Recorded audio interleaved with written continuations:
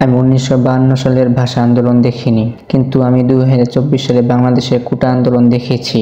1952 সালের ভাষা আন্দোলনের পথে নেমে শহীদ হয়েছিল সালাম, বরকত, রফিক, জব্বার, শফিউর ও আরও অনেকেই। তখন দেশ পরাধীন ছিল, তো এখন বাংলাদেশ স্বাধীন দেশ। একটি স্বাধীন দেশের ছাত্ররা পথে নেমেছে একটি ন্যায্য অধিকারের দাবি নিয়ে। এখন তো এমনটা হওয়ার কথা ছিল না। তাদের দাবি কি এতটা অনর্থক আর ভিত্তিহীন ছিল যে এদের জন্য তাদের প্রাণ দিতে হবে? ওরা তো স্বাধীন দেশের নাগরিক, তাই না? তাহলে তাদের বাক স্বাধীনতা কোথায়, যেখানে চিৎকার করে অধিকার আদায়ের লড়াই করতে গিয়ে জীবন দিতে হয়?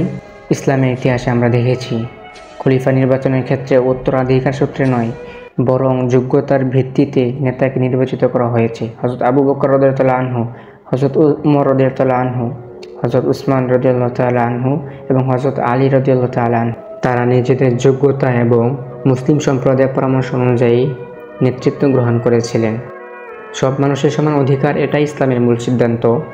কোটা বা রিজার্ভ যদি থাকে, তা শুধু হতে পারে গরিব মানুষদের জন্য, যারা কাজ করতে অক্ষম বা যাদের পরিবারে উপার্জন করার মতো কেউ নেই। এই ব্যবস্থা খলিফাদের সময় ছিল। ওয়াজিফা দেওয়া হতো সরকারি কোষাগার থেকে প্রতি মাসে ওই সব মানুষদেরকে যারা কাজ করতে অক্ষম, আর ওই সব পরিবারকে যাদের পরিবারে উপার্জন করার মতো মানুষ ছিল না। পৃথিবীর বুকে ইসলাম প্রতিষ্ঠা করার পরতেই সাহাবা কেরামদের বহু যুদ্ধ করতে হয়েছে বলে তাদের পরিবারে কোনো ওয়াজিফা বা ভাতা পেত বলে আমার মনে হয় না।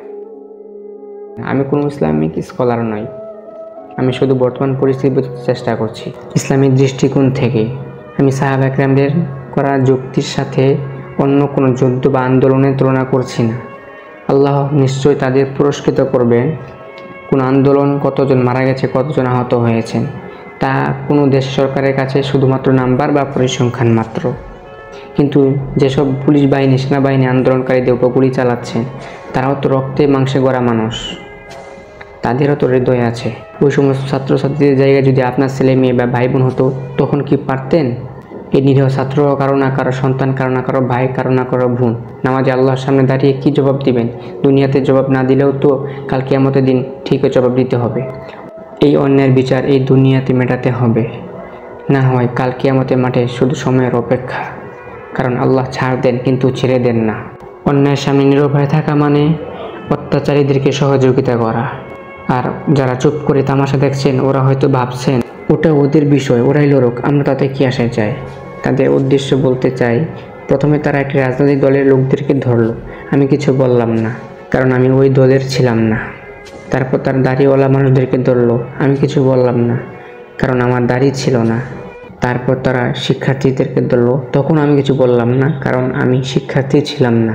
তারপর তারা আমাকে ধরবে, তখন আমার পক্ষে কিছু বলার কেউ থাকবে না। সমাজে ন্যায় প্রতিষ্ঠার জন্য এবং নিজেদের সুরক্ষার জন্য অন্যায়ের বিরুদ্ধে সোচ্চার হওয়া অনেক জরুরি। কখনো ভাববেন না যে ছাত্রছাত্রীরা একটি ছোট দল পৃথিবীতে পরিবর্তন করতে পারে না। আসলে এরাই সবসময় তা করে এসেছে। সবশেষে ছাত্রছাত্রীদের উদ্দেশ্যে বলতে চাই, যদি তোর ডাক শুনে কেউ না আসে, তবে একলা চলো রে।